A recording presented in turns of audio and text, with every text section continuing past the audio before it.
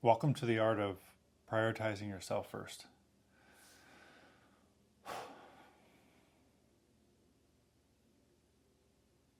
It's not easy. Just want to come right out and say it. It's not easy.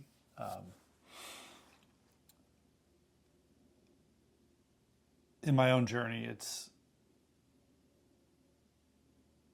been the most difficult thing I've had to do and also the most rewarding. And it's something I have to work on to this day all the time. All the time.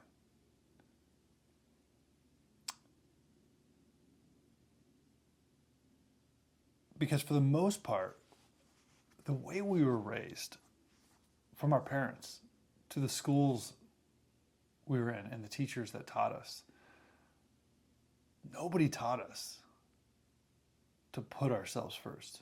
Nobody said it's okay, it's not selfish to make sure you're taken care of. And conversely, we were taught to be caretakers, providers, team players,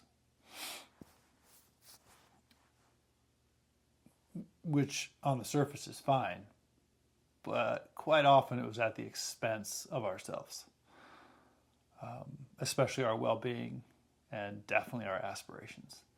Those things got put on hold. And that's the danger of not putting yourself first or worrying about others before you before you take care of yourself.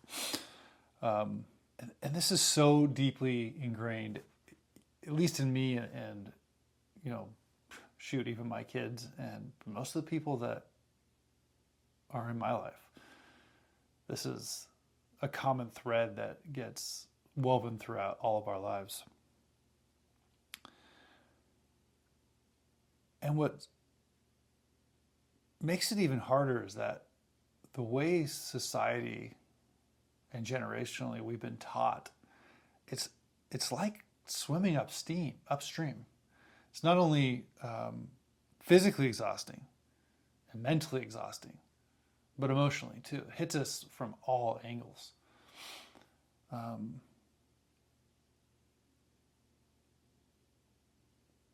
But one thing I have learned in my life is that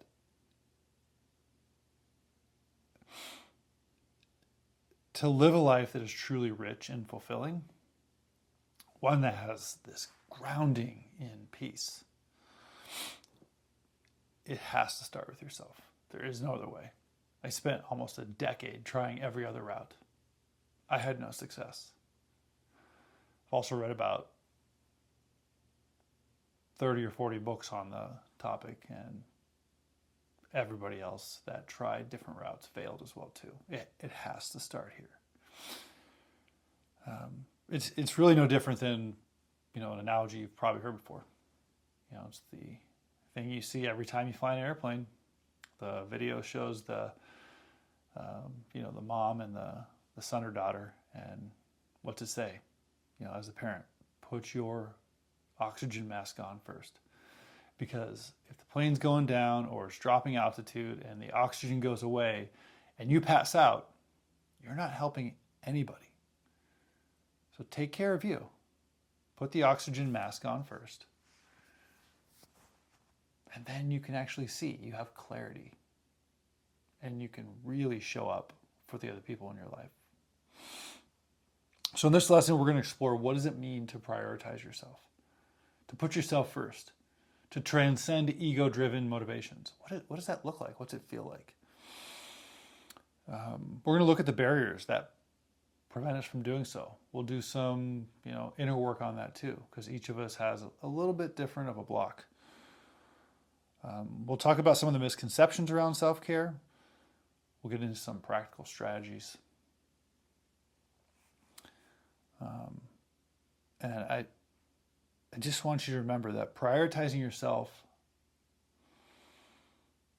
isn't an act of neglecting others. It's not. But it's an act of honoring your existence. So say that again. It's not an act of neglecting others.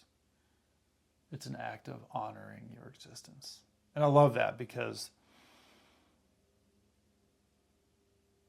We are the only people in our lives that will be in our lives for the entire course of our lives.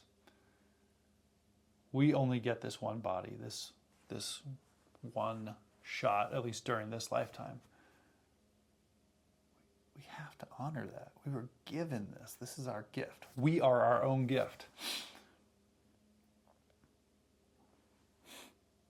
So let's allow that to be our guiding light as we navigate this lesson and this course about how do we put ourselves first.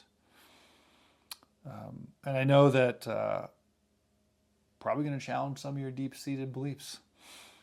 We're going to explore new perspectives, but I think in the end you're going to really feel good about embracing self-prioritization. It's going to feel good. So let's start with this.